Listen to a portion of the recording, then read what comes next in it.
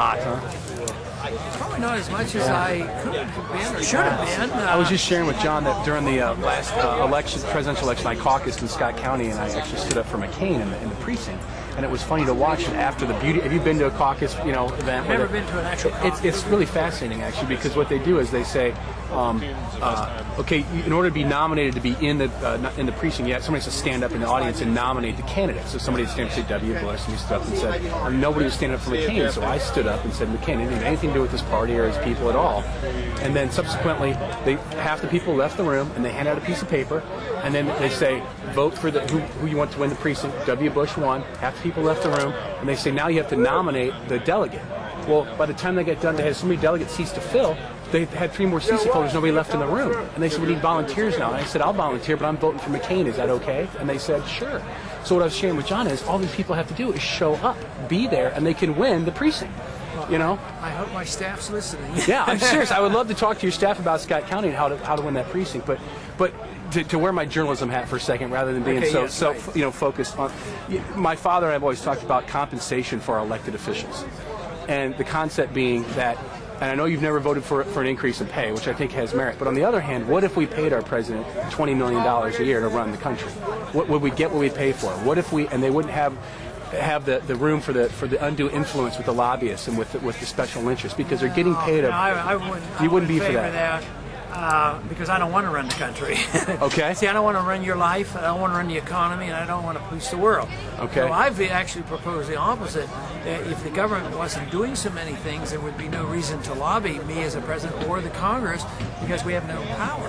What I want to do is reduce the role of government so we'd actually cut their pay. Okay. But I understand the motivation behind that because in a way I've kidded about it. I said, we ought to pay every member of Congress $1 million. But under the promise they wouldn't go to Washington, and then they couldn't be influenced.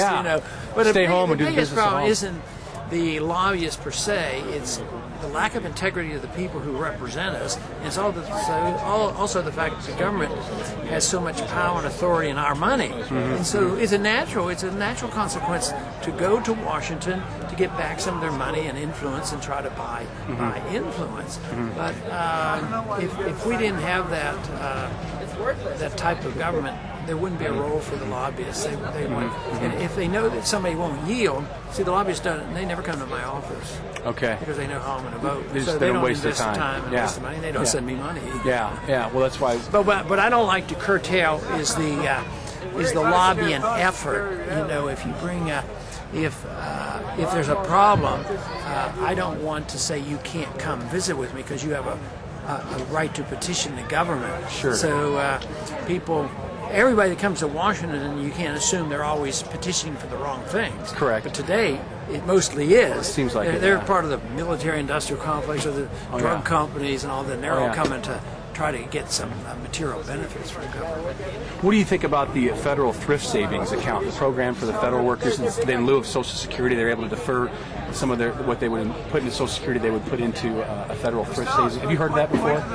Yeah, and I think they're allowed to do that. Oh, sure, but I mean, do you think that should be applied to the American people in lieu of Social Security? Oh, well, yeah, I want the American people to have maximum freedom, and I suggest young people get out of Social Security and they have any account that they want, or whether it's called an individual retirement account or whatever, and make it very generous and tax deductible and all these things. So I wouldn't, but in a very narrow sense, I wouldn't attack what the federal workers have. I think we should have less federal workers, but I wouldn't attack the program that they have where it's a thrift program. I would like to equalize things by making sure every citizen has the same right to do what they're doing. Okay.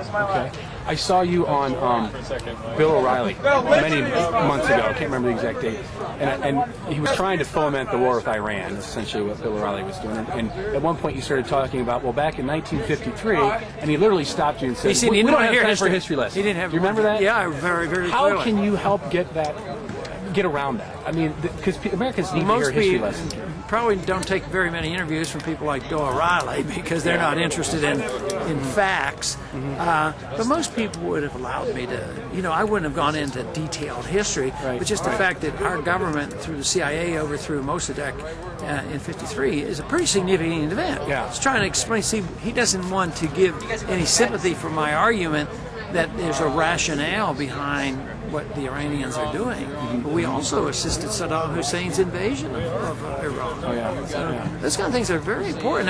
Because that makes my case that it's not irrational what they do. It's just not a bunch of nuts, and they're not doing it because we're free and prosperous. They're doing it as a reaction to our policies, not just under Bush, but all the way back to '53. Right. They're reacting in a rational way to our policies under that. Well, you're doing a great job, Ron. I hope, Well, thank hope you we can help you out. Very much. All Good right. to see